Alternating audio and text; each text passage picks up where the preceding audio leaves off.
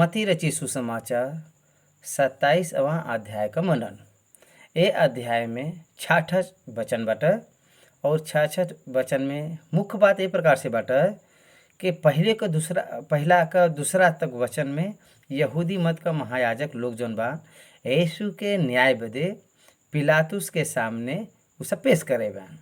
और तीसरा वचन से लेके 10वां वचन तक यहूदा इस्करियोती जे यीशु के पकड़वाए रहल उ चांदी के 30 सिक्का वापस लियाई के उ महायाजक के लिया के देत बा और महायाजक वो धन के लेवे के बदे मना करत बा। तब उ ओके वहीं पर छोड़ के एक जगह जाए के फांसी लटकाए के मर जात बाटे। और वो पैसा से जवन यहूदा वहाँ पर फेंके रहल वो पैसा से महायाजक लोग एक खेत के खरीदे बायन जेकर नाम बाटे अकालदामा। और 11 वचन से लेके 14 वचन तक प्रभु यीशु मसीह पिलातुस के सामने अंतिम न्याय बदे खड़ा कर गल बाटे।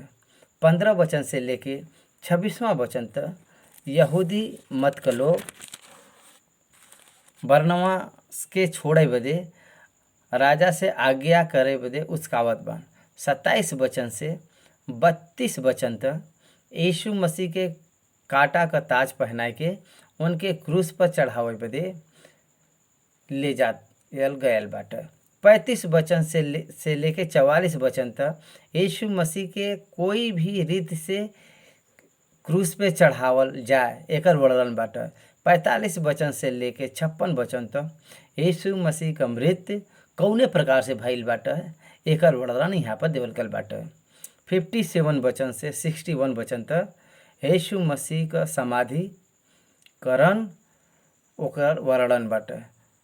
और 62 वचन से लेके 66 वचन तक यीशु के कब्र का रखवाली के बारे में सैनिक द्वारा कौने प्रकार से करल गल बाटे एकर वर्णन यहाँ पर लिखल गल बाटे। ए प्रकार से 27वां अध्याय में प्रभु यीशु मसीह का न्याय का प्रक्रिया से शुरू होई के उनके कब्र तक प्रक्रिया जन बाटे तब तक का वर्णन एमिन देखे के मिलला।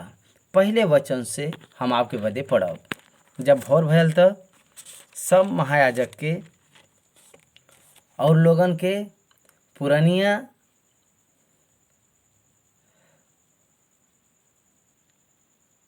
और महायाजक और लोगों के महायाजक पुरानिया के यीशु के मार डाले बदे सम्मति कईना। वो उनके बधना और ले जाए के पिलातुस के हाकिम के हाथ में सौंप देना। यहाँ पर हम कुछ विवरण बतावल चाहत भाई। प्रभु यीशु मसीह के गतसमनी के बाग में पकड़ा लेके जाए तक सुबह के समय तक 3 न्याय का प्रक्रिया यहाँ पर देखे के मिलत बाटे। पहला न्याय का प्रक्रिया जौन बाटे भूतपूर्व महायाजक हन्ना के सामने पेश करल जात बाटे। ई कैफा यहाँ पर हन्ना के द्वारा यीशु मसीह के संदेश और उनके क्रिया पर विचार विमर्श करल गया। दूसरा न्याय का प्रक्रिया का जौन कैफा के सामने भया। यहाँ पर मंदिर के ऊपर दोष यीशु पर लगावल जाला और यहाँ पे दोष बदल देवल जात बाटे। अक्सर हमके देखा कि मिलला के जब अदालत बदल जाला तो ओ समय उनके बात पर विचार विमर्श करल जाला, लेकिन यहाँ पर ऐसा नहीं भल बाटे। रात के समय न्याय नहीं करल जाला और यहाँ पर सारी बात रात के समय भी भइल बाटे। घर पर न्याय नहीं होला, लेकिन यहाँ घर पर ही न्याय करल जात बाटे। जब एक जगह पर दोष सिद्ध नहीं होला तब दोषी के छोड़ देवे के चाहिए, लेकिन यीशु के साथ ऐसा नहीं भया। और सुबह के समय उनके महासभा के सामने पेश करल गया। महासभा के सामने वो परमेश्वर का पुत्र हैं ई उनके मुंह से अंगीकार करवाल गया और जो उनके ई कहत सुने के उनके गवाही के द्वारा उनके दोषी ठहरावल गया। लेकिन जे ईश्वर का निंदा करे उ उनके साथ पथरवाह करल चाहत रहल, लेकिन उ सजा नहीं देना। उ सब काहे बदे उ सब जानत रहन के कि ई निर्दोष बयान और उनके मारे के बाद, लेकिन कौने प्रकार से मारे के बाटे ई पर ये बात पर उ सब विचार करे लगना। अगर एक निर्दोष व्यक्ति के मार डालल जाई तो परमेश्वर का क्रोध उनके ऊपर आई, ई उनके पता रहल। यही बदे उ लोग ई कोशिश कैना के जवन लोग उनके ऊपर राज करत बान, मतलब रोमन साम्राज्य का लोग, उनके पास यीशु के ले गई ना और उनके किसी भी प्रकार से क्रूस पर चढ़ाई, ये प्रकार से उ सब योजना बनैना। ये सब ये बदे भयल के परमेश्वर का भविष्यवक्ता के द्वारा जवन बात कहल गए रहल उ पूरा भइल कि उ क्रूस पर मारल जइहें और फिर तीसरा दिन जी उठिहें। फर्गी काल में अपना शिष्य के साथ में मिलिए। ई सारा बात पहले से ही लिखल गल बाटा और ये सब ये बदे भयल के उ बात पूरा हो। तो ये प्रकार से महायाजक और वहाँ का पुरनिया लोग यीशु मसीह के पिलातुस के पास लेके आइना और पिलातुस भी जानत न के ई निर्दोष बयान। एकरे बाद तीसरा वचन से लेके 10वां वचन तक यहूदा इस्करियोती के बारे में लिखल गल बाटे। यहाँ पर ई सारा बात जौन बा क्रमानुसार नहीं लिखल गल बाटे, लेकिन अलग अलग घटना के बारे में लिखल गल बाटे। अब यीशु के क्रूस पर चढ़ावल गयल नहीं बा अभी, लेकिन अभी न्याय का प्रक्रिया चलत बाटे। और ए बीच में तीसरा वचन के बारे में लिखल गल बाटे, यहूदा इस्करियोत के बारे में यहाँ पे लिखल गल बा। तो यहाँ पर जौन बात बा यहूदा इस्करियोत के बारे में कि यहाँ पर वो यहाँ पश्चाताप जौन शब्द बाटे ई भावना के यहाँ पे प्रकट करला, रिपेंट के नहीं प्रकट करला। रिपेंट का मतलब पश्चाताप होला, रिमर्स का मतलब होला दुखी हुई। पश्चाताप अलग हवा और दुखी हुई अलग हवा। पश्चाताप हमरे करल गए गलती के बारे में मनुष्य से प्रेरित होए के बा, लेकिन दुखित हुई ई केवल वो गलती के जाने के बाटे। यहूदा वो चांदी के सिक्का महायाजक के पास लियाए के कहत बा हम निर्दोष के पकड़वाए बे, लेकिन महायाजक ओके कहत बा हमसे ऐसे कोई मतलब नहीं बाटे। तू देख ला, देखा कितना भयंकर बात बाटे। यहूदा वो महायाजन के पास स्वयं जाए के उनसे कहत बा अगर योसी के हम पकड़वाए देवता तू हमके का देब। ये खुद लालच में आए के एक कार्य के करे बाटे। ये से वो महायाजक यहाँ पर कहत बान कि अब तो ही देखा हमसे ये बात से कोई संबंध नहीं बा। तब उस सिक्का के मंदिर में फेंक के उछल गया और जाए के अपने आप के फांसी लगा दिले। महायाजक वो सिक्का के लेके कहना एके भंडार में रखब उचित नहीं बाटे, काहे बदे कि ये लहू का दाम बाटे। महायाजक कितना भयंकर बा देख, मंदिर में पायल गयल धन के लेके भंडार में डाल के हम लोग कितना निर्दोष बई जा। ये दिखावे बदे मनसा रखत ना, वो जानत रहना के ये खून का पैसा हवा। एक मनुष्य के पकड़वावे बदे देवल गली पैसा बाटे और ओके पकड़ावल गल बाटे और जे पकड़े बाटे वो खुद अपने आप के फांसी लगाए। यही बदे वो कहतान के ये पैसा भंडार में न डाले के चाहिए। ये कारण से वो लोग ये पैसा से परदेसी के गाड़े बदे खेत के खरीद लेना और ये प्रकार से वो खेत का ना लहू का खेत आज तक कहलायल जाला। ये बात जकरिया के द्वारा लिखल गल बाटे, लेकिन यहाँ पर मती इर्मिया के द्वारा लिखल गल बाटे। दाम चुकावल गल मतलब इस्राएली में कुछ लोग के द्वारा दाम चुकाल गया। वो इस प्रकार से कहत बान के जौने रीत से प्रभु ठहराए बान 30-40 के सिक्का हमार दाम ठहराए के कुम्हार क खेती में कर दियल गल। तब यहोवा हमसे कहना, उनके ई का ही भारी धाम बाटे जे ऊ सब हमरे बदे ठहराए बा। तब हम चांदी के 30 टुकड़ा के लेके यहोवा के घर में कुम्हार के आगे फेंक दिली। देख परमेश्वर यहाँ कहत बन के कुम्हार के 30 चांदी के सिक्का हमरे दान के रूप में देवल गया, और ई बात हमरे मध्य में पूरा होत यहाँ देखे के मिलत बाटे। ई बात जकरिया के द्वारा कहल गल बाटे के यिर्मयाह के द्वारा। 11 वचन से आगे हम लोग देखल जी कि यीशु मसीह के छठवां सुनवाई बदे फिर से एक बार पिलातुस के सामने लेके आवल गया, और छोटा और छठवां सुनवाई पिलातुस के द्वारा कल गया। जब चौथा सुनवाई में यीशु मसीह के पिलातुस के सामने पहुँचावल जाला, तब कई प्रकार का दोष उनके ऊपर लगावल जाला। ऊ कहन के ई व्यक्ति गलील से लेके यहूदिया तक हुल्लड़ मचावता।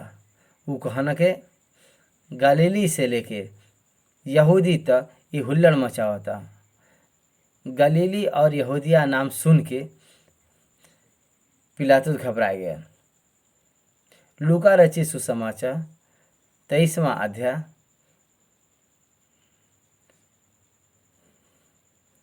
लूका सुसमाचार 23वां अध्याय के पहले 7 वचन में एमें देखे के मिलला। पिलातुस पूछन के काऊ गलीली हयन, और आगे के वचन में इस प्रकार से लिखल बा, और ऊ और दृढ़ता से कहे लगना, गलील से लेके सारा यहूदी में उपदेश दे दे के लोगन के भड़कावाला। पिलातुस पूछन का ई व्यक्ति गलीली है? तब पिलातुस ई जान के कि ई हेरोद के प्रांत का बा, यही बदे यीशु के हेरोद के पास भेज देला। ओ समय में हेरोद यरूशलेम में रहल। एक घटना के बाद हेरोद और पिलातुस दोनों बहुत वर्ष के बाद मित्र बनन। 5वां सुनवाई में हेरोद के पास भेजल जाना। हेरोद ओ समय में यहूदी का राजा रहल। उनसे पूछला, का तू यहूदी का राजा है? वो पूछला यीशु मसीह से, का तू यहूदी का राजा है? त ई कहना, हाँ हम हई। ई सुन के ऊ हंस के आपन बाग पहनावला और कहला के एकरे में हम कोई दोष नहीं पाइला, ई कोई पागल बटे, एके यहाँ से ले जा। और ई 5वां सुनवाई का सारी बात लूका रचित सुसमाचार 23वां अध्याय 8वां वचन से हम लोग देखे की मिली। जो निद्रा लगावत बयान ओमिन न और न हम हेरोद न कोई दोष पाएस, ये प्रकार से ऐसा नुकता। 6वां सुनवाई का जन वर्णन बात मती रचित सुसमाचार 27वां अध्याय 11 वचन से 14 वचन तक अभी हम लोग पढ़त गए। 6वां सुनवाई का विशेष बात के हम लोग देखल जी। जब यीशु हाकिम के सामने खड़ा रहना, हाकिम एकर मतलब अर्थ एकर का बटा 27वां अध्याय का पहला वचन में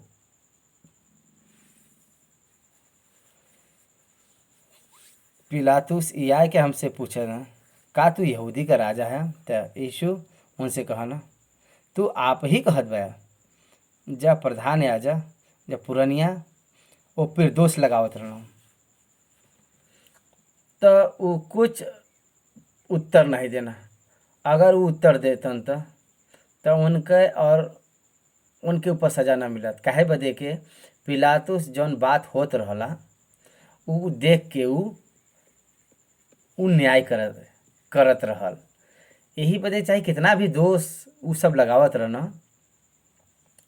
कितना भी दोष लोग लगावत रहना, बिना मुँह खोए उनके सामने उ खड़ा रहना। यही बदे पिलातुस उनसे कहत बन के ई लोग तोहरे ऊपर इतना दोष लगावत बान, का तू नहीं सुनल? इस सब बात में यीशु कोनो प्रत्युत्तर नहीं देना। ये देख के पिलातुस आश्चर्यचकित हो जाना। चाहे कोई भी दोषी व्यक्ति काहे न हो, ए प्रकार से कोई भी चुप नहीं रहला। वो कहत बान के हमरे साथ अन्याय होत बाटे, लेकिन यीशु यहाँ अपन मुंह नहीं खोले बया। ए फिर वो आश्चर्य करला, काहे बदे कि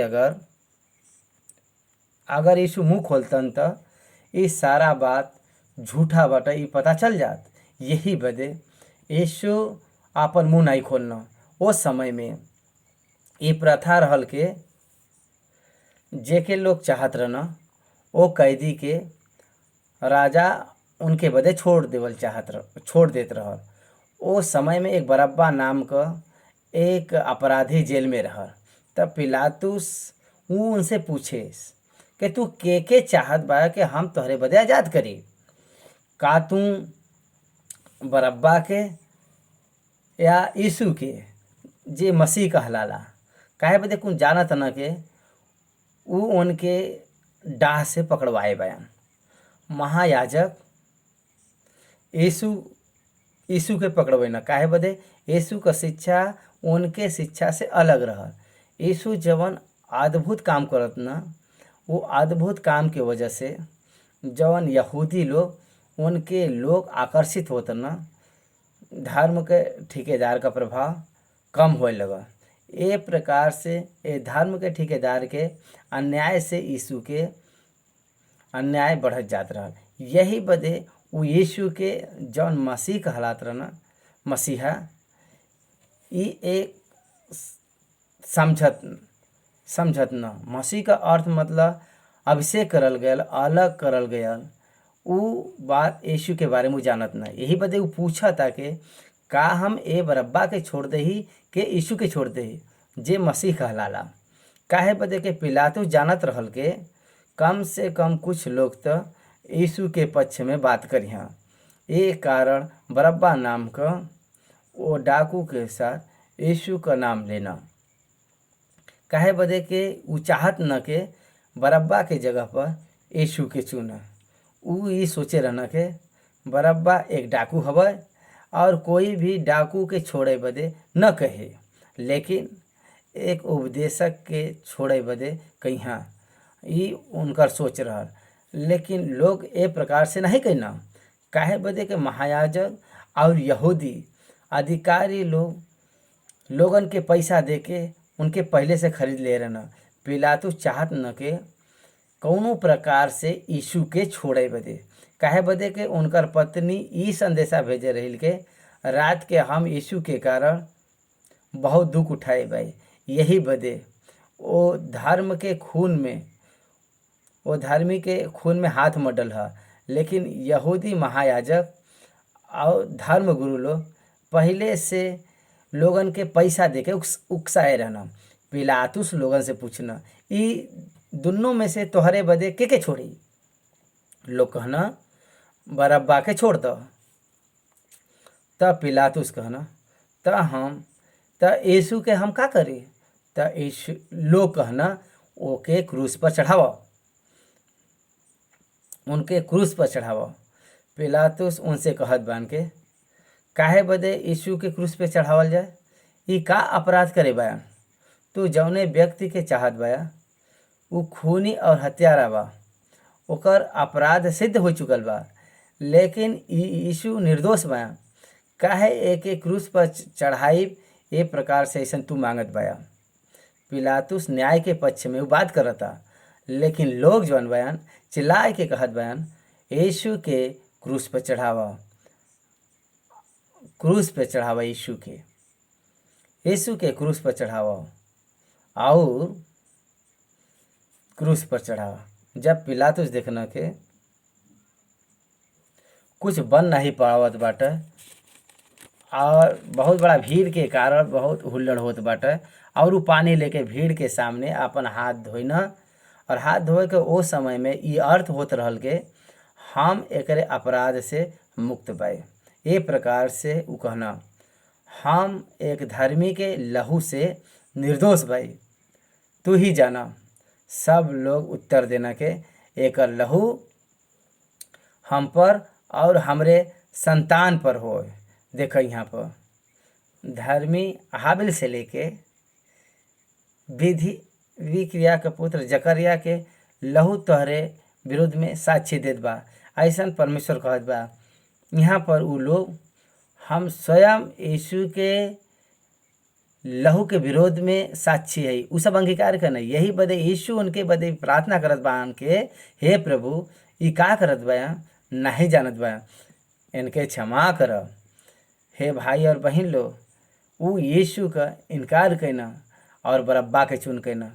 उ कहना ओकर लहू हमरे विरोध में साक्षी हो। तब पिलातुस उनके इच्छा के अनुसार यीशु के कोड़ा मरवाए और क्रूस पर चढ़ावे का आज्ञा दे देना और बरब्बा के ऊ छोड़वा देना। वास्तव में पिलातुस यीशु के छोड़ देवल चाहत रहा, यही बदे ओके कोड़ा मारे के आज्ञा दिलेस। ये बात यूहन्ना का पुस्तक में स्पष्ट रूप से देखा कि मिलला।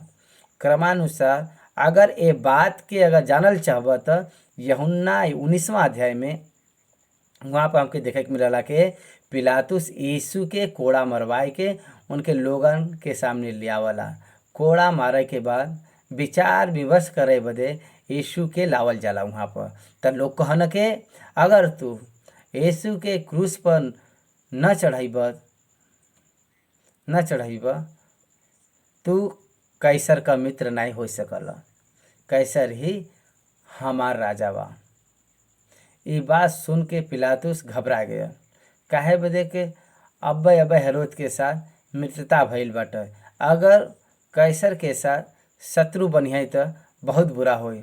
यही बदे ये सब जान के यीशु निर्दोष बयान और ये लोग ईर्ष्या के कारण उनके पकड़वाए बयान, लेकिन फिर भी यीशु के क्रूस पर चढ़ावे बदे उनके आज्ञा देवल गया। वो कहना के हम इनके में कोई भी दोष नहीं पावत पाए, लेकिन तोहई जाना उनके क्रूस पर चढ़ावा। संसार में ये बहुत अलग प्रकार का न्याय बाटे। संसार के इतिहास में ये एक अन्यायपूर्ण न्याय बाटे, अन्यायपूर्ण न्याय बाटे। यशायाह का पुस्तक 53 अध्याय में जौने रीति से लिखल गल बाटे के वो फिर अन्याय करल गया। 27 वचन से लेके 31 वचन तक हमके देखे के मिलला के यीशु के क्रूस के मृत्यु बदे तैयार करल गया। तब पिलातुस ओके मंदिर के आंगन में ले जाए के उनके हाकिम के सामने खड़ा करल जाला और हाकिम का सिपाही मतलब पिलातुस का एक स्पेशल पुलिस यीशु के मंदिर के आंगन में ले गया। काहे बदे कि यीशु बहुत प्रसिद्ध रहना, लोगन में यीशु के प्रति एक अलग ही उत्साह रहा।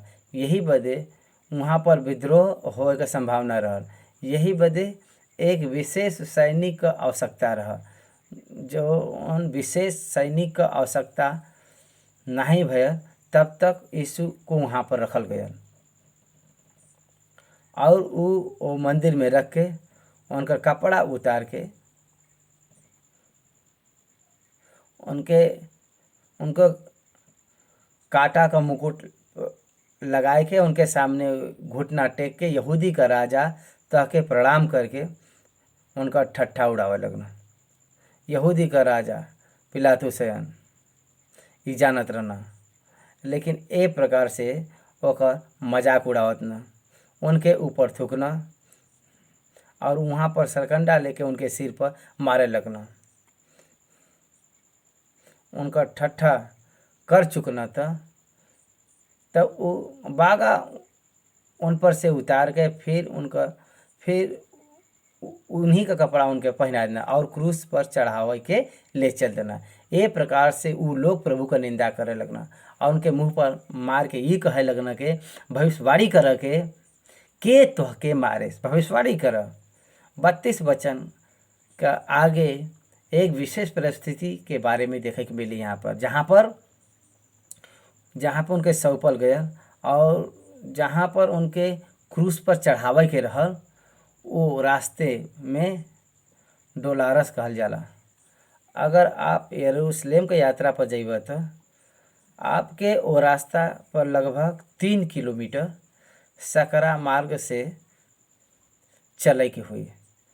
रास्ता पर चलस जब वो थक कर एक दीवार पर हाथ लगई ना तो वो दीवार पर उनकर हाथ का निशान बनल बाटे। और लोग आज भी जब यरूशलेम का यात्रा पर जाना तो वो निशान के छू के आवना।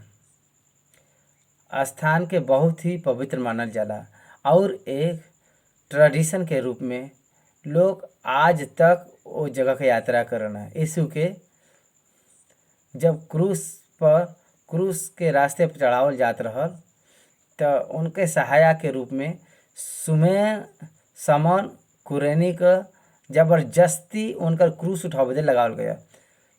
समन कुरैनी नामक एक छोटा सा गांव का व्यक्ति रहा। रोमन सैनिक लोग ओके जबरदस्ती यीशु के क्रूस के उठावे बदे लगना, लेकिन यीशु क्रूस के ओकरे पास से वापस ले लेना।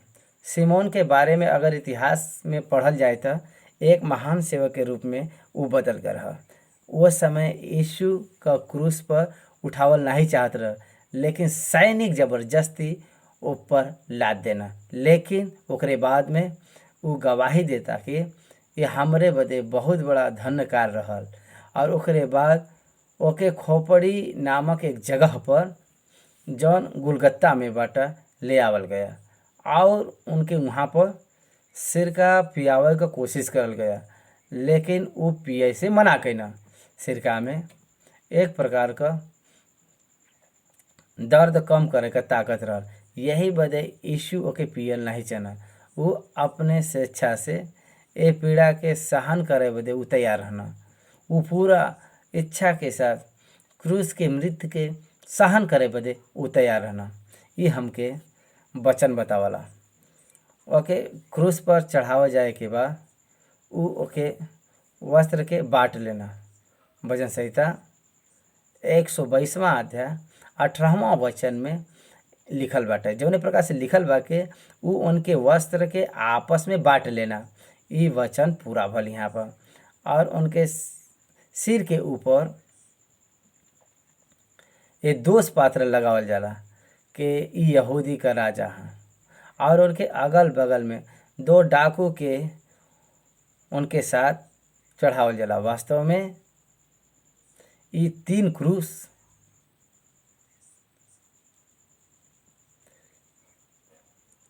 बरब्बा नाम का 3 डाकू बदे तराई करल गया। वास्तव में ये 3 क्रूस थेफ्सास, देशमास और बरब्बा नामक 3 डाकू बदे तैयार करल गया और यीशु बरब्बा के स्थान पर चढ़ावल गया। एकर अर्थ बाटे पिता का पुत्र, बर का अर्थ पुत्र, अब्बा मतलब पिता का पुत्र बरब्बा के छोड़ावे बदे स्वयं परमेश्वर का सच्चा पुत्र यीशु मसीह के आवे के पड़ा। यीशु ओकर स्थान के ग्रहण कर लेना। बरब्बा के जगह पर यीशु के आवे के पड़ा। उनके बीच में वो क्रूस पर चढ़ावल गया।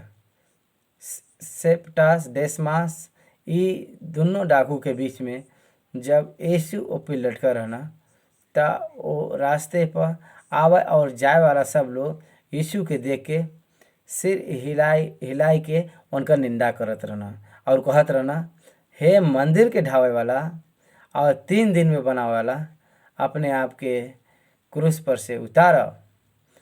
और एक प्रकार से शास्त्री और फरीसी और यहूदी लोग उनका मजाक उड़ा के कहे लगना के ये औरन के बचाई ना, का ये अपने आप के ही नहीं बचा सकना, ये तो इस्राएल का राजा है ना। अगर तू क्रूस पर से नीचे उतर के ही बता हम विश्वास करब का ये जौन क्रूस पर बा चढ़ल, तू ये क्रूस पर से उतर के ही बता हम विश्वास करब। तू क्रूस पर से उतर के नहीं आ सकना, लेकिन हाँ वो आ सकना, लेकिन वो नहीं है। लोग उनसे कहना अगर तू क्रूस पर से उतर के ही बता हम विश्वास करब। का क्रूस पर से उतर रही हैं तक विश्वास करबा का। लूका रची सुसमाचार 16वां अध्याय में धनवान जवन नर्क में तड़पत रहल ओसे कहता अगर अधोलोक से कोई जाई त ऊ विश्वास न करिहे। जब यीशु मुर्दा में से जी उठना त के विश्वास करे। यही बदे अब्राहम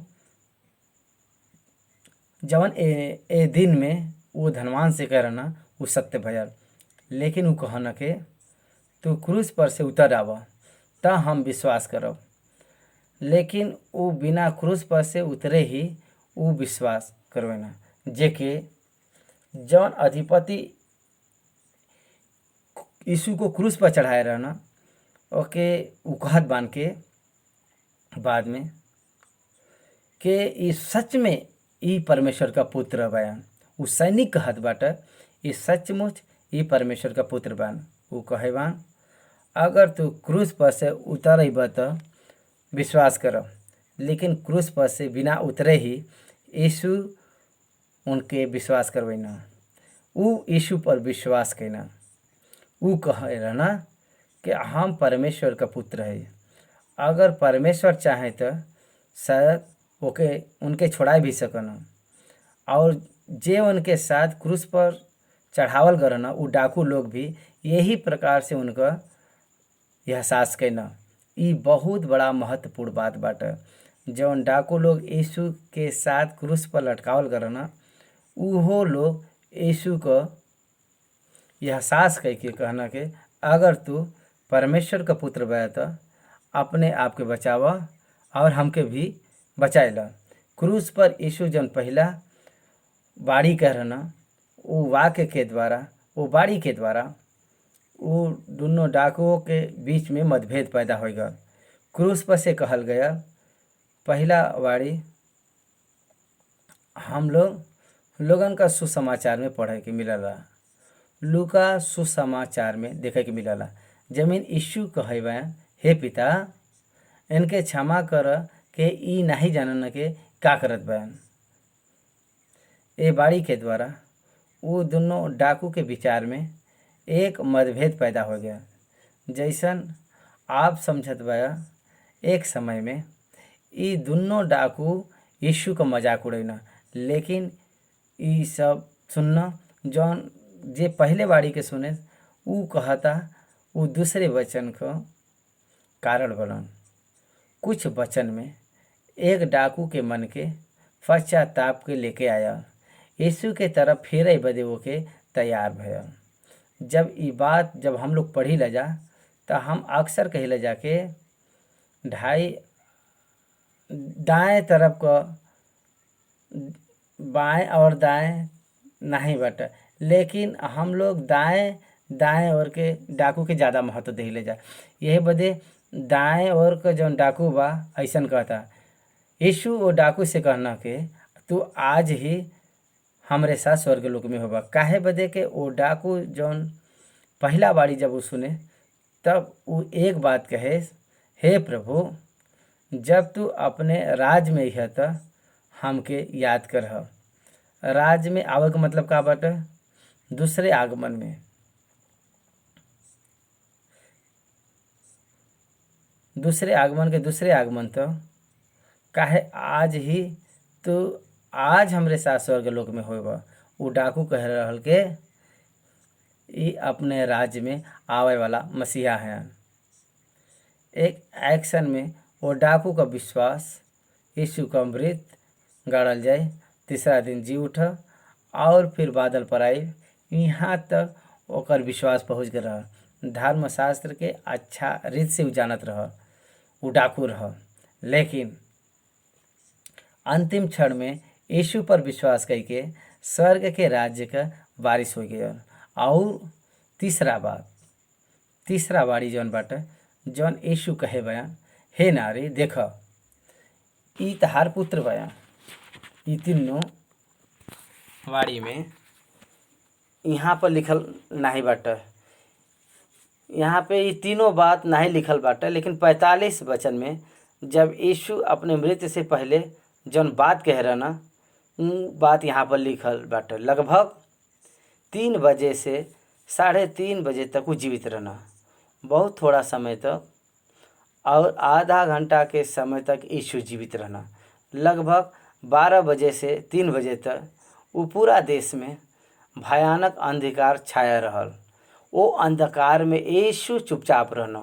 12 बजे से लगभग 3 बजे तक पूरा अंधकार छाया रहल और लगभग 3 बजे से पहले यीशु जोर से एक शब्द कहना। ये बीच में का होत रहल? लगभग 12 बजे के समय से वो शांत रहना। क्रूस पर का हो बाटे?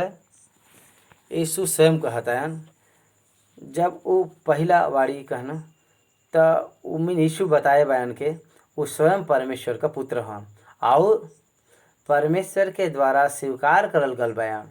दूसरा वचन में ये बताए बयान के वो परमेश्वर का पुत्र है और वो दूसरे के स्वर्ग का राज देवे बदे योग्य बा। और तीसरा बाड़ी में वो पवित्र शास्त्र का जौन आज्ञा बाटे के अपने माता पिता का आदर करह उमिन ऊ पूरा करके दिखाए बयान। यही बदे क्रूस पर यीशु के साथ का होत बाटे, ऊ का करत बयान, ऊ स्वयं ऊ प्रकट करे बयान। कोई मनई ओके नहीं प्रकट कर सकला, ऊ कोई मनई का गवाह नहीं रहल, लेकिन ऊ स्वयं परमेश्वर घोषित करे बयान के का होत बाटे। उनके साथ क्रूस पर का होत बाटे, ऊ स्वयं अपने आप के प्रकट करना। लगभग तीसरे पहर के समय यीशु बड़ा शब्द से चिल्ला के कहना, एली एली लमा सबक्तनी। ई एक दुख का शब्द बाटे, बहुत ज़्यादा पीड़ा का शब्द बाटे। एली ये शब्द का अर्थ है हे हमार परमेश्वर। पहले वचन में यीशु परमेश्वर के पिता का के पुकारे बान और यहाँ पर परमेश्वर कहत बान। एकर अर्थ बाटे के ए बीच में का भयल हम लोग समझ सकिला जा। पहले वारी में जब वो हे पिता कह के पुकारत न, तब हम समझ सकिले जाके पिता के साथ उनका का संबंध बाटे। और यहाँ पर जब वो हे हमार परमेश्वर, हे हमार परमेश्वर जब 2 बार कहना था, हम समझ सकिले जाके परमेश्वर के साथ उनका संबंध टूट चुकल बाटे। वो ए पापी व्यक्ति के स्थान में बयान परमेश्वर को पुकारत बयान। पृथ्वी के स्थान पर पिता कहे वाला यीशु यहाँ पर एक पापी व्यक्ति के स्थान पर बयान परमेश्वर, हे परमेश्वर कह के पुकारत बयान। एक पापी व्यक्ति का स्थान, तब यीशु वहाँ पर पहुँच गए ना। वो स्थान के उस स्वीकार के ना परमेश्वर उनके छोड़ देना। काहे परमेश्वर छोड़ देना? मनुष्य के बदे जौन बलि का आवश्यकता रहा, यीशु वो बलि के रूप में बदल के ना। यीशु मनुष्य का बदले में स्वयं शिक्षा के लेत बा, ऊ दुख के ऊ अनुभव करत बा। रोमियो का पत्री 8वां अध्याय 3 वचन में स्वयं परमेश्वर यीशु करता था अपने पुत्र मनुष्य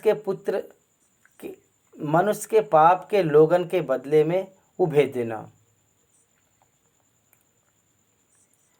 वो शरीर के ऊपर मनई लोगन के पाप जो रहल उनके ऊपर लाद देवल गया और उनके सजा देवल गया। वो वेदना से, वो कष्ट से वो कहत बयान, हे हमार परमेश्वर, हे हमार परमेश्वर तू हमके काहे छोड़ देना। ये प्रकार से वो चिल्लैना। विलाप गीत 1 अध्याय 12वां वचन के अनुसार आग स्वर्ग के ऊपर से उनके हड्डी पर उड़े लगे। एक अर्थ का बाटे परमेश्वर स्वयं मनुष्य के पाप के यीशु के ऊपर लाभ देना और वो पाप के कारण वो स्वर्ग से सजा सुनावल गया। ये बात 4थी वाड़ी में संभव भल बटे। यही बदे कहत बयान, हे हमार परमेश्वर, हे हमार परमेश्वर तू हमके काहे छोड़ दिले बया। ये सवाल नहीं बाटे, लेकिन उनके मन की भावना बाटे। यह कोई सवाल करम नहीं बाटे, लेकिन वो अपने भावना के प्रकट करत बा। इस सुन के वहाँ खड़ा जो लोग रहना, उनमें से कुछ लोग कहना कि वो एलिया के बुलावा था।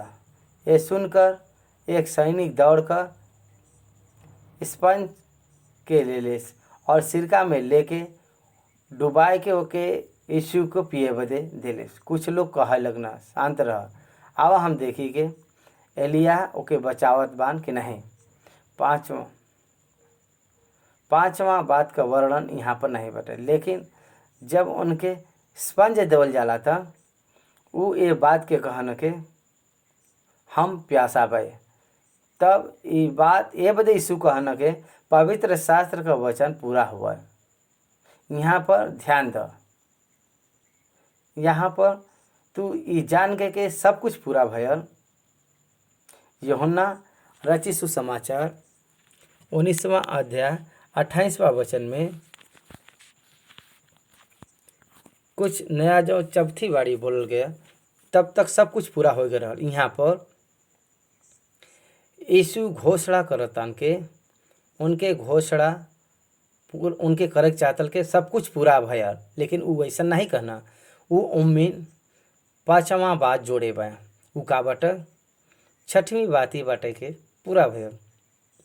उससे पहले यीशु एक और बात उम्मीन जोड़े बया, हम प्यासा बाई।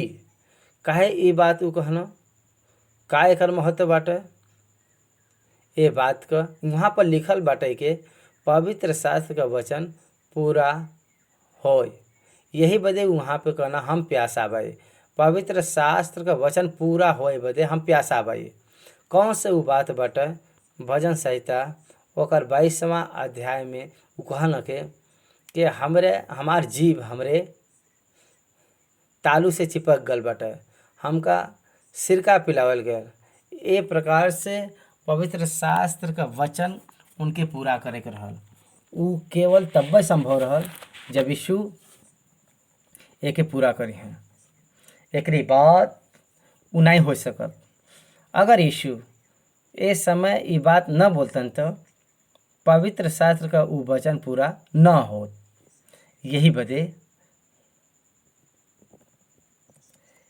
ये पवित्र शास्त्र के वचन का प्राथमिकता देवल गल बाटे। उ पवित्र शास्त्र के पूरा करे वाला व्यक्ति है, उ ओके पूरा करे पाया। और कह के देखे न, चौथा, पांचवा और छठवां बात के बीच में बहुत थोड़ा सा अंतर बाटे। ये एक के पीछे एक बोलल गयल शब्द बाटे। यही बदे वहाँ पर लिखल गल बाटे कि लगभग 3 बजे के समय में, यही बदे ये चौथी, पांचवी और छठवां बात लगभग एक के बाद एक कुछ सेकंड के अंतराल में बोलल गली शब्द बाटे। वो समय बोलल गली शब्द बाटे जब अंधकार छाया रहल, तो पहला, दूसरा और तीसरा शब्द के यीशु दोपहर के समय कहे रहना, लेकिन चौथा, पांचवा और छठवां शब्द के जब यीशु बोले बान उस समय 12 बजे के बाद 3 बजे तक सारा संसार पर अंधकार छा रहल। ओकरे बाद 7वां वचन उजाला में कहल गयल वचन बाटे। पाप बदे जौन सजा नियुक्त करल गए रहल, यीशु ओके पूरा कैना।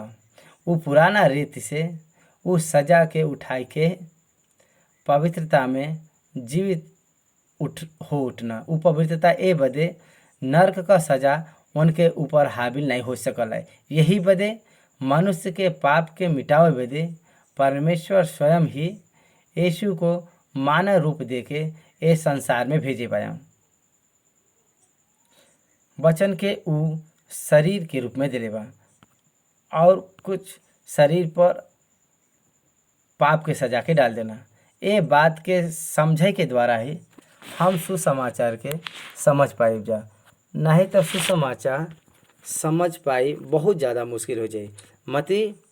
मती रची सुसमाचार 27 अध्याय का 50 वचन में लिखल बाटे, सिरका लेवे के पश्चात उ जोर से चिल्लाए के कहना पूरा भयल। पूरा जोर से चिल्लाए के उ जौन कहे बयान उ छठवां बात बाटे। छठवां बात का बाटे, यूहन्ना 19वां अध्याय के 3 वचन में हम लोग देखी ले जा। उ कहे बान, यीशु कहे बान, ई बात पूरा भयल। यीशु जवन बात क्रूस पर कहे बान अगर एक एक करके देखल जाए तो ई छठवां बात भयल। जवन उ कहे बान ए शब्द के लोग सुनना, ए शब्द के जोर से यीशु चिल्लाए के कहना, उ विजय उल्लास का शब्द बाटे। अगर चौथा बात वेदना का शब्द, त छठवां बात जय घोषणा का शब्द बाटे। ई शारीरिक वेदना से चिल्लात बान, ऐसन कहीं पर भी नहीं देखे के मिलत बा। शांति से सारी बात के उ सहत बा और उ चिल्लात बा। जहाँ पर परमेश्वर संपूर्ण मानव जात के पाप के उनके ऊपर लाद देना, जब परमेश्वर उनके छोड़ देना, परमेश्वर काहे उनके छोड़ना, काहे बदे के इनके द्वारा मनुष्य के पाप का उद्धार हो सकला। परमेश्वर का यीशु के छोड़ के उनके ऊपर संसार के पाप के यीशु के ऊपर लादे के द्वारा ही परमेश्वर का धार्मिकता पूरा हो सकला। का ये बात के आप समझत बा? पाप का दंड चुकावल गया और न्याय प्रकट करल गया। पापी के छुड़ाई के उनके छुटकारा देके और परमेश्वर का प्रेम प्रकट भया। यीशु का हाथ परमेश्वर छोड़ देना और परमेश्वर का पवित्रता के सिद्ध करल गया। परमेश्वर का चरित्र बनल रहा। पाप का दंड चुकावल गया, पाप को उद्धार भया। परमेश्वर पवित्र बना रहना, मनुष्य के बदले यीशु के सजा मिला। ई हवै क्रूस का महानता। जब ई बात सुनना समाप्त भया तो ये शब्द के जब उ कहना, तब कुछ घटना घटल। उ का बाटे? मंदिर का पर्दा ऊपर से नीचे तक फट गया और चट्टान तड़क गया। भूकंप भया। जो धार्मिक लोग मर गए रहना, उनकर कब्र खुलल और ओमे से वो निकल के बाहर आईना। यीशु का पुनरुत्थान के बाद वो लोग भी देखना, लेकिन फिर बाद में उमर गई ना। यहाँ पर घटना जौन घटल बाटे उ का बाटे? पुराना नियम के समय में पवित्र स्थान और अति पवित्र स्थान के अलग रखे बदे मंदिर में एक पर्दा रहा, 4 अंगुल मोटा और 30 हाथ ऊंचा, 7 हाथ चौड़ा। बहुत मोटा ही पर्दा रहा। एके बाधे बदे 300 याजक लोग लगत रहना। लेकिन उ एक कागज के समान फट गया। जितना सरलता से एक कागज फट जाला, उतने सरलता से उ पर्दा इनके द्वारा अति पवित्र स्थान जौन बा फट गया। पुराना नियम के समय में अति पवित्र स्थान में साल में एक बार ही केवल महायाजक मेमना के लहू के लेके ओमेन प्रवेश कर सकत रहल। प्रजा के पाप बदे और ओकरे स्वयं के पाप बदे एक निर्दोष मेमना के ले जाए के पाप के ढके बदे अब अति पवित्र स्थान में याचना करे बदे महायाजक अति पवित्र स्थान में प्रवेश करत रहना। पर्दा फटे के द्वारा अति पवित्र स्थान में जब संदूक रहल वो बाहर प्रकट भया। ई एक कैसन समय का बाटे जहाँ पे संदूक देखे का अधिकार कोई के पास नहीं रहल, लेकिन यीशु के बलिदान के द्वारा अब आसानी से परमेश्वर तक पहुँचे तक मार्ग खुल गया। परमेश्वर के द्वारा एक नया नियम का रचना करल गया। यीशु के लहू के द्वारा नया नियम शुरू करल गया। अब परमेश्वर मंदिर में निवास नहीं करना, लेकिन परमेश्वर विश्वासी के हृदय में वो निवास करना। काहे बदे के? पर्दा फट गया। मनुष्य और परमेश्वर के बीच जौन रुकावट रहा अब वो हट गया। का तू समझत बा ये बात के? रुकावट दूर करल गया। परमेश्वर के अनुग्रह के सिंहासन तक समय से समय तक पहुँचे बदे परमेश्वर वो मार्ग के खोलना। समय और बेसमय परमेश्वर के अनुग्रह के सिंहासन पर पहुँचे बदे वो हमरे पर अनुग्रह दिखाइना। ये बात हमके इब्रानी का पत्री 10वां अध्याय 19 से 24 वचन में देखे के मिलला। यही बदे हे भाई लोग, जबकि हम लोगन के यीशु के लहू के द्वारा वो नया और जीवित मार्ग से पवित्र स्थान में प्रवेश करेगा हियाव हो गया, जेन उनकर पर्दा अर्थात अपने शरीर में से हो के हमरे बदे अभिषेक करे बयान, और यही बदे के हमार ऐसन महान याजक बयान जौन परमेश्वर का घर का अधिकारी बयान, उनकर शारीरिक दुख के द्वारा वो एक मार्ग के तैयार करे बयान। यही बदे वो पर्दा के फटे के द्वारा एक मार्ग तैयार भइल बा, और वो मार्ग बाटे यीशु मसीहा। बिना यीशु के कोई भी पिता के पास नहीं पहुँच सकला। यूहन्ना 14 लिखल गल बाटे, ई वचन यहाँ पर पूरा हो देखे के मिलला। त जवन बात यहाँ लिखल बाटे उ यीशु जोर से चिल्लाए के आपन प्राण छोड़ देना, प्राण छोड़ब और प्राण जाइब, एकरे बीच के अंतर के आपके समझे के बाटे। साधारण मनुष्य का जब प्राण जाला, लेकिन वो स्वयं प्राण के छोड़ देना।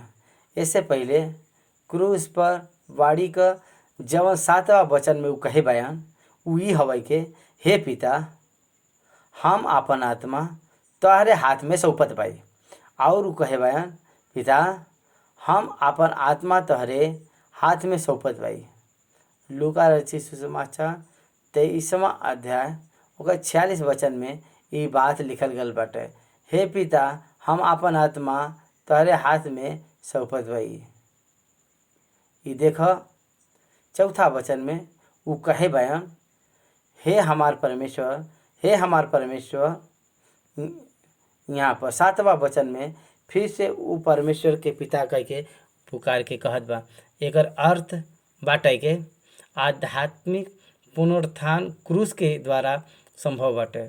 शारीरिक पुनरुत्थान तो तीसरा दिन भया।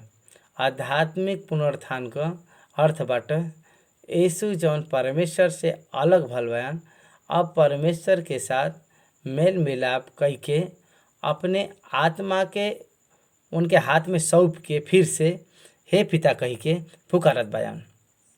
फिर से यहाँ पर पुनरुत्थान के करल गल बाटे। उद्धार का कार्य पूरा भयल बाटे। यीशु के द्वारा परमेश्वर के साथ मेल मिलाप करे का रास्ता खुल गया।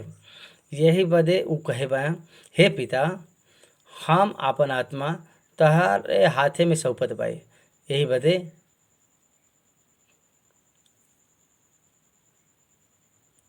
डाइकोटामी जेके कहल जाला। आदम के पाप करे से पहले शरीर, प्राण, आत्मा ये तीनों अलग हवा।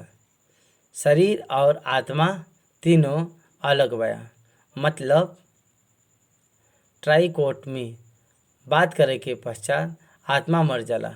एके ड्राइकोट भी कहल जाला। के यीशु मसीह ट्राइकोट में भी बया, मतलब शरीर, प्राण और आत्मा बयान।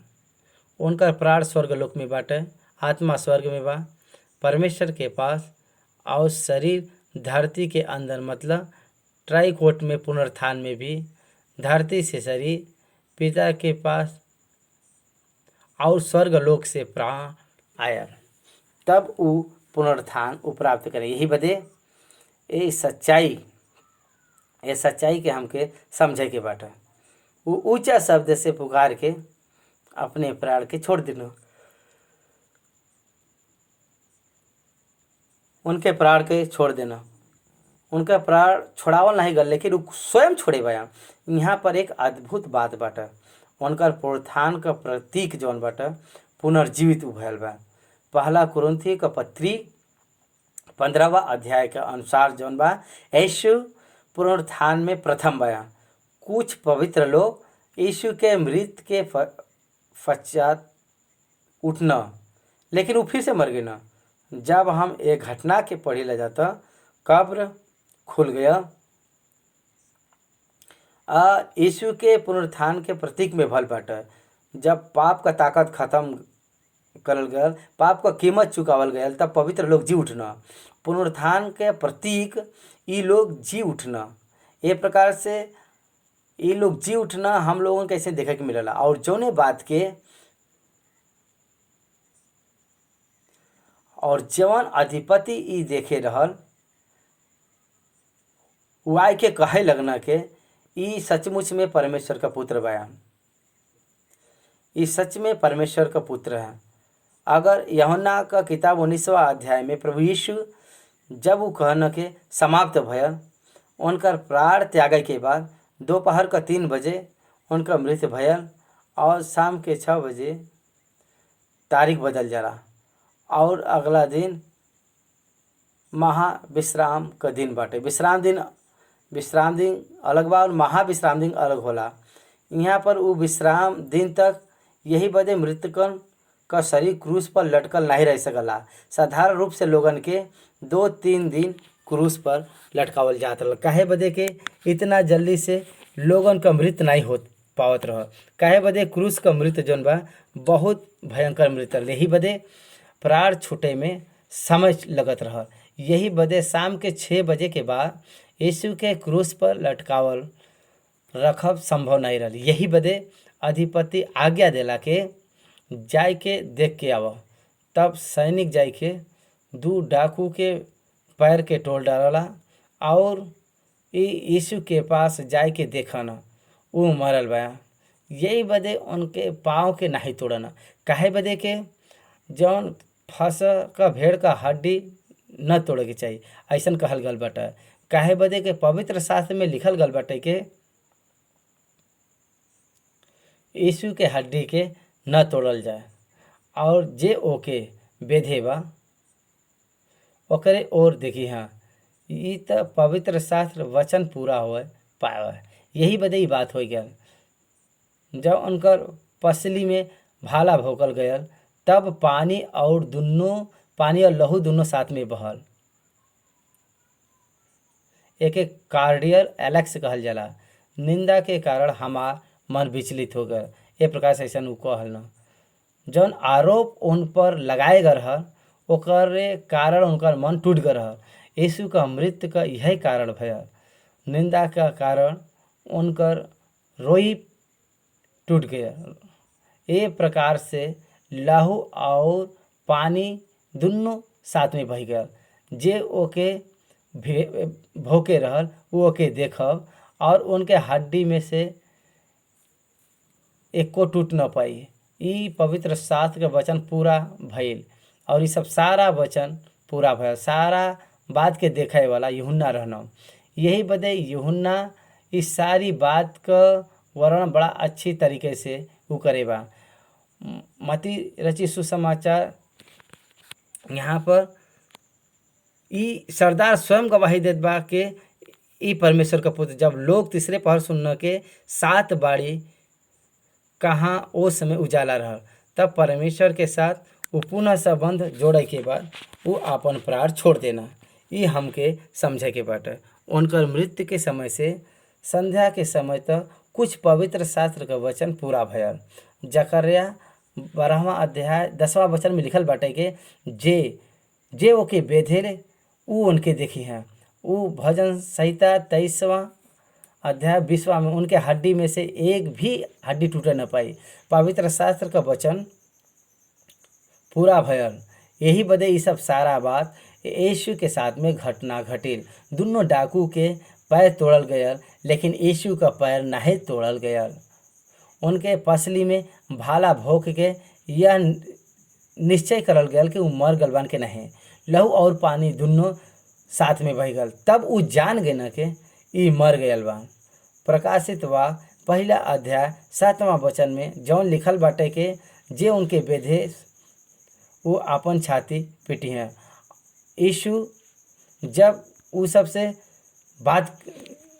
यीशु उनसे बात करत न तब वो कहना कि आपन अंगुली के हमरे घाव में डाल के देखा, हमरे हाथ में डाल के देखा।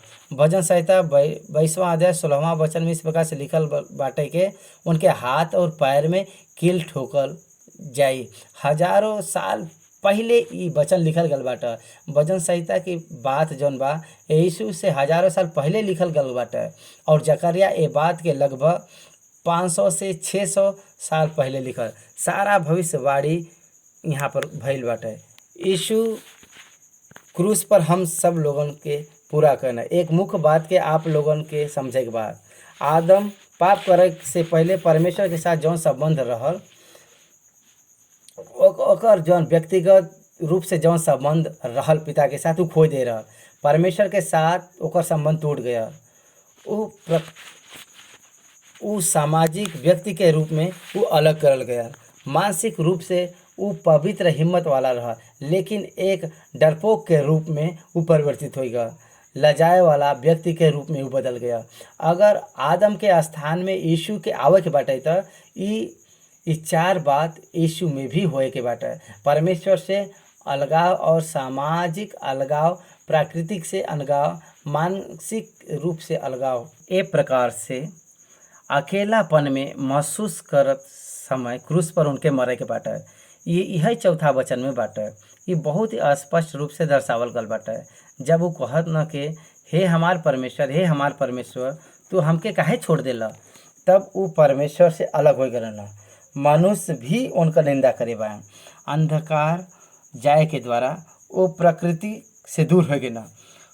लज्जा उनके आके घेर ले ले, उनके मुंह पर उदासी के लाए दे ले। अकेलापन में यीशु आदम को प्रतिनिधित्व करना, हर एक मानव जाति का प्रतिनिधित्व करना, हमरे पाप को प्रतिनिधित्व करना। ए प्रकार से ऐसा हम लोग देखे के मिलला। पवित्र शास्त्र का सारा वचन यीशु के द्वारा पूरा होए के बाटे और ई बात के सिद्ध करत बन के वह संसार का उद्धार करता बयान। परमेश्वर पवित्र, न्याय और प्रेम करे वाला है। ई चौथा वाणी में यीशु सुनिश्चित कई के दिखाए बयान। ए प्रकार से उनकर न्याय और उनकर धार्मिकता और उनकर प्रेम वो परमेश्वर है, ही प्रकट भयल बाटे। और परमेश्वर के साथ अपन टूटा हुआ संबंध के वो स्वयं जोड़ के ये दिखाई देना के वो पाप से अज्ञात बा। ये प्रकार से यीशु पर विश्वास करे के द्वारा उद्धार और पाप का क्षमा मुक्त में देवल जाए, ये प्रकट करल गल बाटे। 55 वचन में तो हम लोग देखिए तो उनका सेवा करे वाला कुछ स्त्री जब उनकर सेवा करत आ रहनी, दूर से ही देखत रहनी। उनमें मरियम मगदनी, याकूब और यीशु की माता मरियम, जब्दी का पुत्र का माता रहने। वो मर गए। लगभग 6 बजे के समय उनके शरीर के निकालल गया, लेकिन उनके संबंधी में से कोई उनके उन लोथ के लेवे बदे कोई नहीं आल। यीशु को भाई और बहन रहना, लेकिन कोई भी उनका शरीर के लेवे बदे आगे नहीं ना।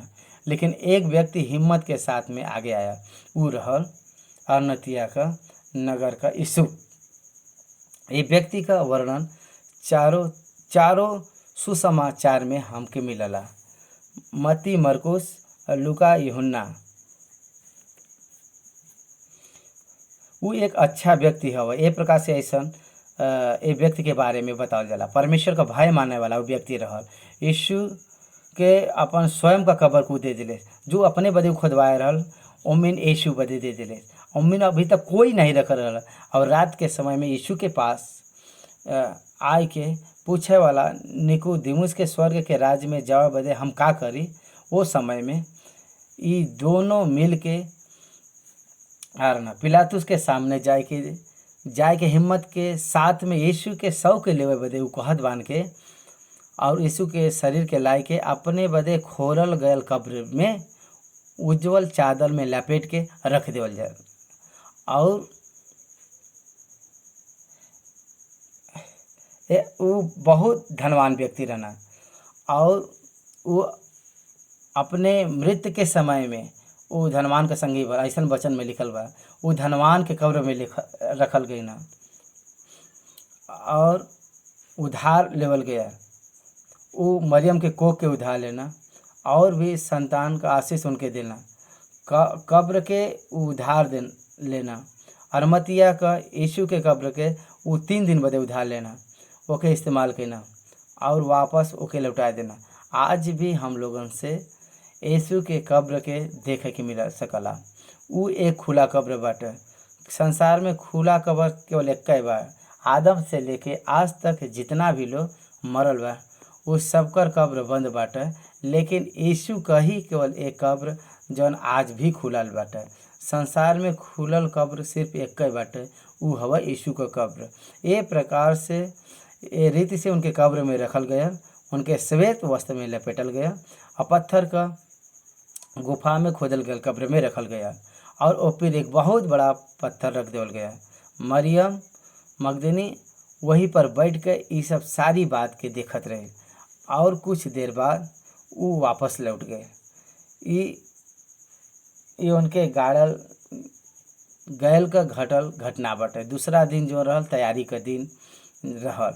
महायाजक और फरीसी लोग पिलातुस के पास इकट्ठा होकर कहना, हे महाराज, हमके याद बाटे के ओ भरमाव वाला जब वो जीवत जीत रहल वो कह रहल कि हम 3 दिन के बाद जी उठ के तू आज्ञा द कि तीसरे दिन तक वो रखवाली कर जाए, ऐसा न हो के उनकर चेला आए के ओके चोरा ले जाए और लोगन से कहे लगे कि वो मर के जी उठल। तब पिछला धोखा पहले से भी बुरा हुई। पिलातुस उनसे कहे, तुम्हारे पास पहरुआ तो बयान जा, तू अपने समझ के अनुसार रखवाली कर। तब वो पहरेदार के साथ लेके गई ना और पत्थर पर मोहर लगाए के कब्र का रखवाली करना। देखा कितना विचित्र का चेला यीशु के ले जी हैं। गसमनी के बगीचा में ओके छोड़ के भागल गिरने। हम नहीं जानला उ के बाटे, ये डर से भागे वाला है का उ कब्र के खोद के उनके लोथ के ले जाएगे। क्या उ प्रचार करी है कि देखा यीशु जी उठल बयान। उ से कहत बान के उ धोखेबाज बयान। तब पिलातुस कहत बान के तोहरे पास खुदे पहरुआ बयान, तो ही जा और उनकर रखवाली कर। तब उ जाए के कब्र पर जाए के साकल से बांधल गया और ओ फिर मोहर लगा देवल गया। देखा कब्र पर मोहर लगा देवल गल बा। देखा कितना विचित्र परिस्थिति यहाँ पर बाटे। और उनकर पुनरुत्थान के मत्ती 28 अध्याय में विवरण करल गल बाटे। ओके हम आगे का अध्याय में देखब। वो समय में उ कहे रहना के हम तीसरा दिन जी उठब। ये बात से रोके बदे उ लोग कब्र के साकल से बांध देना और फिर मोहर लगा देना। सैनिक वहाँ पर खड़ा करल गया और बहुत सारा पहरा वहाँ पे लगावल गया और एक प्रकार से उनके कब्र का रखवाली करल गया। और उनकर चेला डर के मारे कापत और कमरा में बैठ के छुपी गई ना। ये परिस्थिति वहाँ पर रहा। 28 अध्याय में कुछ और बात के हम देखब।